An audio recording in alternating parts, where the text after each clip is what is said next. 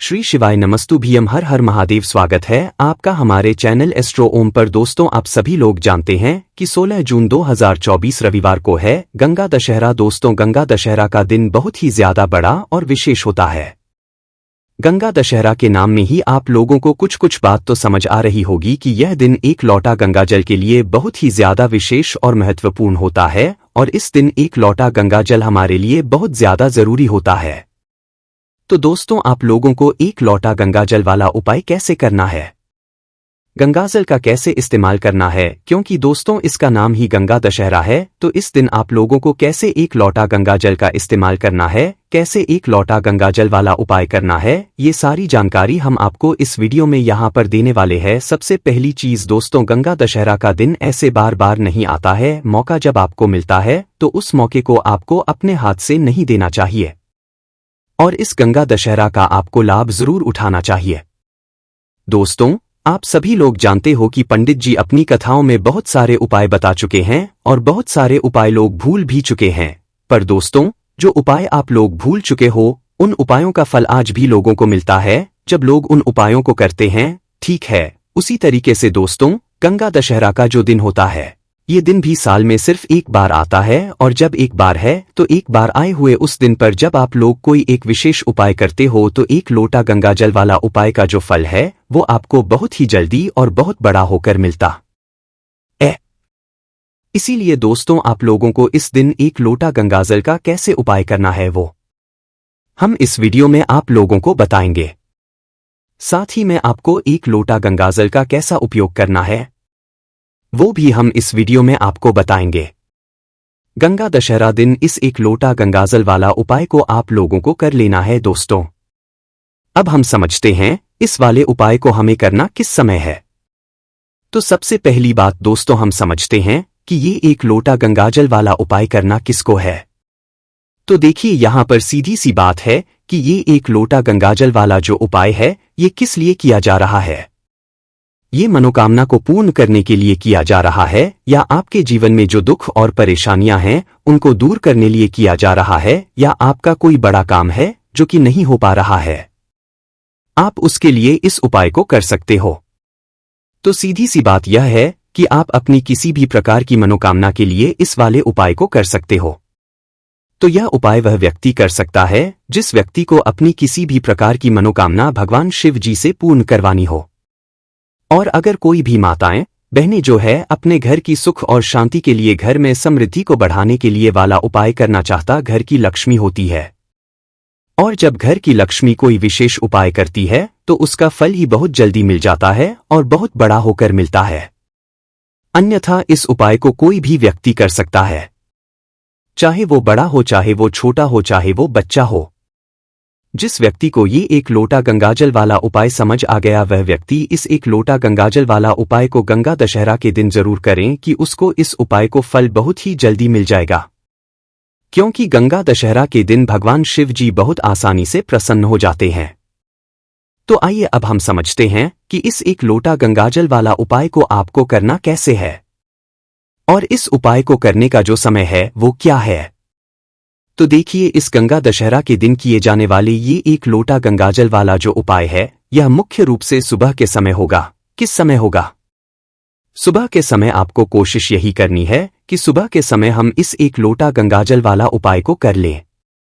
पर किसी कारणवश अगर आप सुबह इस उपाय को ना कर पाओ, आपको कहीं काम से जाना हो या किसी और काम की वजह से आप उपाय को ना कर पाओ, तो आपके पास फिर दूसरा मौका रहेगा जो कि शाम के समय का रहेगा, प्रदोष काल का रहेगा।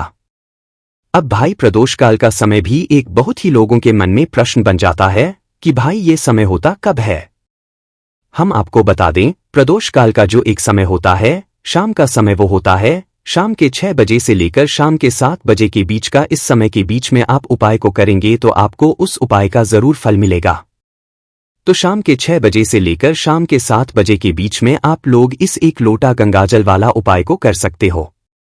तो भैया, बहुत सारे लोग यहाँ पर ये प्रश्न भी जरूर करेंगे कि भाई हम तो नौकरी पे जाते हैं, हम अपनी ड्यूटी पे जाते हैं और आने में हमें देर हो जाती, तो उस जगह पर हमें क्या करना चाहिए।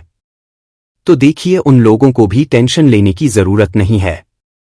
अगर आप लोग इस उपाय को शाम के समय प्रदोष काल में कर रहे हैं और अगर आप आने में देरी भी हो जाती है, आपको आने में 7 बजे तक आप नहीं पहुंच पाते हो, तो भाई आप 7, 10 या रात 8 बजे तक भी अगर उपाय को करोगे तो भी चल जाएगा। और अगर इससे भी थोड़ा देर हो जाती तो भी आप उपाय को कर सकते हो। गंगा दशहरा के दिन बस कोशिश करना कि समय के थोड़ा मतलब अंतर्गत कर लो। पर किसी कारणवश अगर ना कर पाओ तो फिर आप थोड़ा देरी से भी कर सकते हो। आपको उपाय का फल जरूर मिलेगा क्योंकि भगवान शिव बहुत ज्यादा प्रसन्न होते हैं सभी भक्तगणों से जो उनको प्रसन्न करते हैं। तो अब हम यहां पर समझते हैं कि आपको उपाय कैसे करना है। सबसे पहली चीज दोस्तों, आपको 1 लोटा गंगाजल गंगा दशहरा के दिन शिवलिंग पर किस तरह से चढ़ाना है, जिसके बाद आपकी बड़ी से बड़ी मनोकामना पूरी हो जाएगी और आपको अपने में सब कुछ मिल जाएगा। दोस्तों, जल तो सभी चढ़ाते हैं, लेकिन शिवलिंग पर जो जल चढ़ाया जाता है उसको चढ़ाने का भी एक नियम होता है। किस तरह से आपको वह जल चढ़ाना है, आज की वीडियो में यह हम आपको बताएंगे। और इस तरह से दोस्तों, जब आप जल चढ़ाएंगे बहुत जल्दी आपकी मनोकामना पूरी हो जाएगी। आपके जीवन में जो दुख और कष्ट है वो भी दोस्तों बहुत तेजी के साथ आप देखेंगे कि दूर होते चले जाएंगे। तो दोस्तों, अगर आप भी अपने में सब कुछ हार चुके हैं या आपको लगता है कि अब आपके जीवन में कुछ भी अच्छा नहीं होने वाला है या अच्छा नहीं होने की सारी उम्मीद है, दोस्तों अगर आपके पास समाप्त हो चुकी है, खत्म हो चुकी है, तो दोस्तों आपको यह 1 लोटा गंगाजल का उपाय करना है। बस इसके बाद आप देखेंगे कि बहुत बड़ा बदलाव आपके जीवन में आएगा।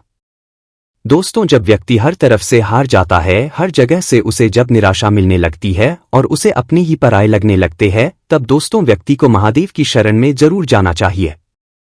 क्योंकि महादेव ही एक ऐसे देवता है जो कि अपने भक्त की बड़ी से बड़ी मनोकामना को भी बहुत जल्दी पूरा कर देते हैं। और महादेव की शरण में जो भक्त जाता है, कभी भी महादेव उसे खाली हाथ नहीं लौटने देते हैं। अपने उस भक्त की जरा सी पूजा से प्रसन्न होकर अपने उस भक्त के जीवन के हर दुख को वो हर लेते हैं, हर संकट को वो दूर कर देते हैं। तो दोस्तों, देवों के देव महादेव का एक नाम भोलेनाथ भी है। तो दोस्तों, आप सभी जानते हैं भोलेनाथ नाम उनका इसलिए है क्योंकि दोस्तों वह इतने भोले हैं कि अपने भक्त की जरा सी पूजा से ही वह प्रसन्न हो जाते हैं। 1 लोटा गंगाजल भी यदि कोई महादेव को समर्पित कर देता है तो महादेव अपने उस भक्त की हर मनोकामना को पूरा कर देते हैं और उसके जीवन में वो ढेर सारी खुशियों को भी भर देते हैं। तो दोस्तों, सप्ताह का जो हर दिन होता है वो किसी ना किसी देवता को समर्पित होता है। उसी तरह से दोस्तों, गंगा दशहरा का जो दिन है ये देवों के देव महादेव को समर्पित है। यानी कि गंगा दशहरा का जो दिन है, आप सभी जानते हैं कि सबसे ज्यादा पूजा की जाती है महादेव की। इसी के साथ दोस्तों, अगर आप गंगा दशहरा के दिन शिवलिंग का अभिषेक करते हैं या शिवलिंग पर जल चढ़ाते हैं तो शिवजी आपकी पूजा से बहुत ही प्रसन्न होते और आपके जीवन में जो भी कुछ आपको चाहिए दोस्तों, सब कुछ आपको अपने जीवन में मिल जाता है। तो दोस्तों, कैसे करना है उपाय, किस तरह से आपको 1 लोटा जल गंगा दशहरा के दिन शिवलिंग पर चढ़ाना है, सब कुछ आपको वीडियो में बताने वाले हैं। तो दोस्तों, आपको यहाँ पर 1 लोटा जल लेना है अपने घर का। क्योंकि दोस्तों, जब आप अपने घर से 1 लोटा जल चढ़ाते हैं शिवलिंग पर तो वो जल शिवलिंग से होता हुआ माता रानी के हस्तकमल पर जाता है और इससे आपके जो पितृ हैं वो भी हमेशा प्रसन्न रहते हैं। तो दोस्तों, आपको 1 लोटा जल लेना है अपने घर से और उस 1 लोटा जो जल आपने लिया है उसके अंदर आपको डालना है थोड़ा सा गंगाजल, ठीक है ना। थोड़ा सा गंगाजल डाल लेंगे और 1 लोटा जल आप ले लेंगे। इसके बाद दोस्तों, आपको लेनी है 1 बेलपत्र। तो दोस्तों, वैसे तो 108 बेलपत्र बहुत शुभ मानी जाती है, लेकिन 1 बेलपत्र भी आप यहां पर ले सकते हैं क्योंकि 1 बेलपत्र से भी शिवजी हमेशा ही प्रसन्न होते हैं। तो 1 बेलपत्र लेनी है आपको, ऐसी जो कहीं से भी खंडित ना हो, यानी कटिफटी ना हो, कहीं से भी पत्ता बेकार ना हो। बेलपत्र का और डंडी के साथ ही दोस्तों आपको बेलपत्र अपने साथ लेकर के जानी है। 1 लोटा जल के अंदर दोस्तों आपको नहीं डालनी है, जल अलग से लेकर जाएंगे और 1 बेलपत्र जो आपने ली है वो अलग से आपको लेकर के जानी है। महादेव के मंदिर में आपके घर के आसपास जहां पर भी शिवजी अंदर हो वहां पर दोस्तों आपको जाना है। और सबसे पहले दोस्तों आपको क्या करना है, जो जल आप लेकर के गए हैं अपने घर से वो जल आपको शिवलिंग पर चढ़ाना है। और चढ़ाते समय जब आप शिवलिंग पर जल चढ़ाएंगे तो फेस किधर होना चाहिए, आपका उत्तर दिशा की तरफ दोस्तों आपका फेस होना चाहिए। तो दोस्तों जब भी आप शिवलिंग पर जल चढ़ाते हैं, इस चीज का आपको पूरा ध्यान रखना है कि आपका जो मुख है वो पूर्व दिशा में ना हो, यानी पूर्व दिशा की तरफ आपका मुख जो है वो नहीं होना चाहिए, क्योंकि पूर्व दिशा को ही भगवान शिव का मुख्य द्वार माना गया है। ऐसे में दोस्तों पूर्व दिशा की ओर मुख करके अगर आप जल चढ़ाते हैं तो इससे शिव जी के द्वार में अवरोध पैदा होता है और शिव जी आपसे नाराज भी हो सकते हैं। तो हमेशा आप ध्यान रखें कि आपका जो मुख है, जब भी आप जल चढ़ाएंगे तो उत्तर दिशा की तरफ दोस्तों आपका मुख होना चाहिए, आपका फेस होना चाहिए। दोस्तों उत्तर दिशा की तरफ अपना फेस करते हुए आपको जल चढ़ाना है।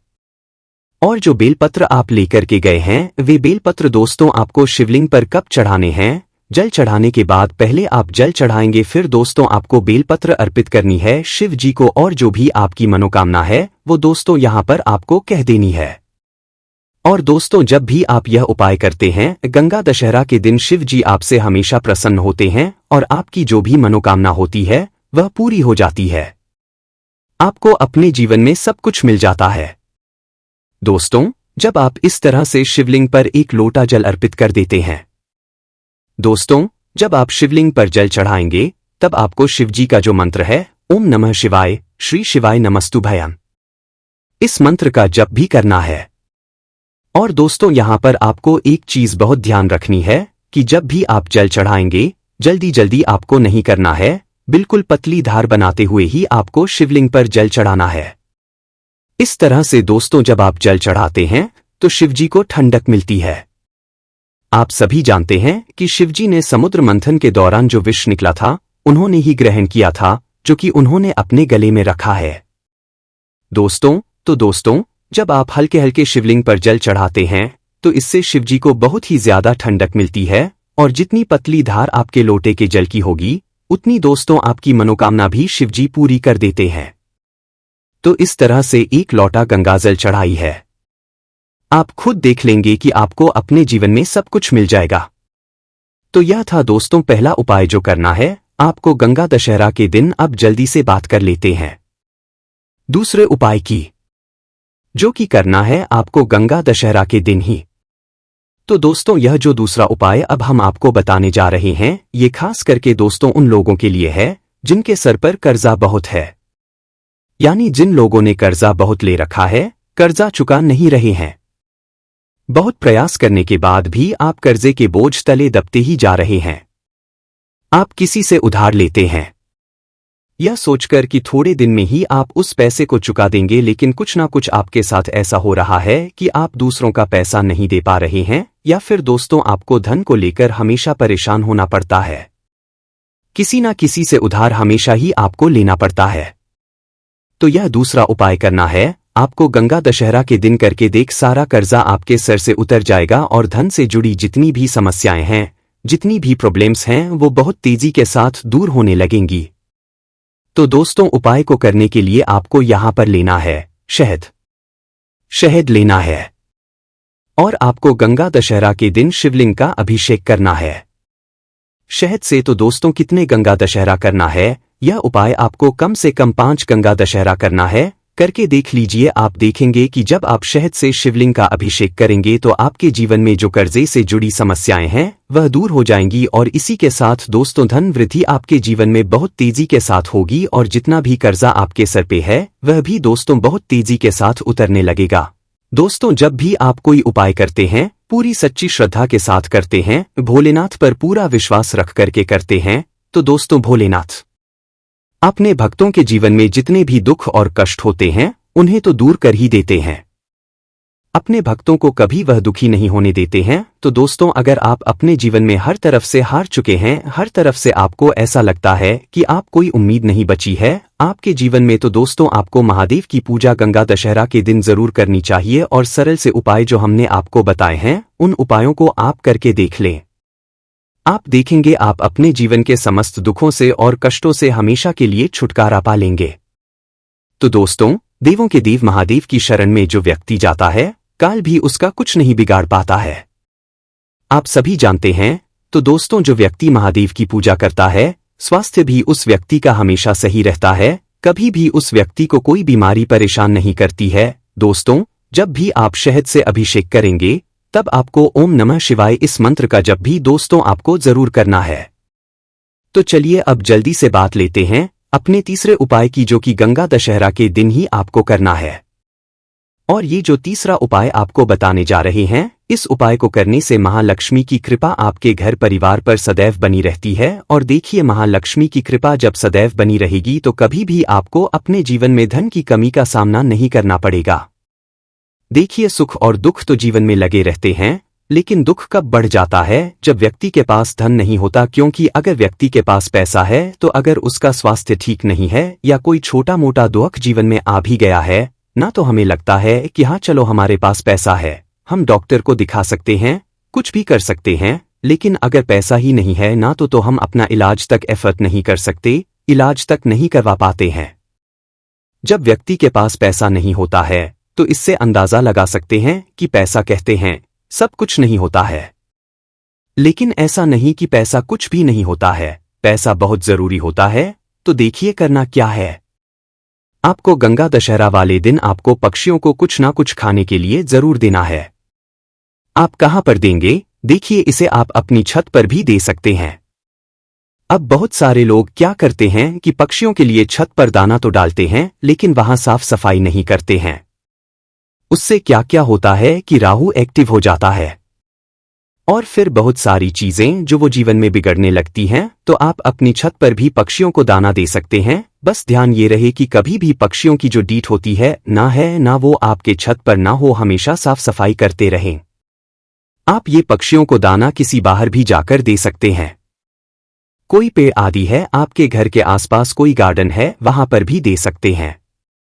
इस दिन आप पक्षियों की सेवा जरूर करें, उनके लिए पानी की व्यवस्था जरूर करें। क्योंकि इससे क्या है कि श्री हरि विष्णु आपसे बहुत जल्दी प्रसन्न होते हैं और श्री हरि विष्णु प्रसन्न हो गए तो मां लक्ष्मी तो प्रसन्न होती ही होती है। तो यह इतना उत्तम उपाय है ना कि गंगा दशहरा के दिन यह जो उपाय है ना, यह सबसे उत्तम माना जाता है। साथ ही साथ अगर आपके घर के द्वार पर इस दिन कोई भी आए, कुछ भी आपसे मांगने, कोई भी जरूरतमंद व्यक्ति हो, कोई गाय हो, कोई कुत्ता हो, उसे कभी भी खाली हाथ ना जाने दे है ना। अगर कोई भी पशु आता है उसे खाने के लिए दें। कोई जरूरतमंद अगर व्यक्ति आपके घर पर आ रहा है तो उसकी मदद भी आप इस दिन जरूर करें। तो देखिए, बहुत अच्छे से उपाय आपको समझाने और बताने का प्रयास किया है। बाकी दोस्तों, इस उपाय को करने में अगर आपको कोई भी दिक्कत समस्या आती है तो कमेंट करके पूछ सकते हैं। श्री शिवाय नमस्तुभ्यम। हर हर महादेव।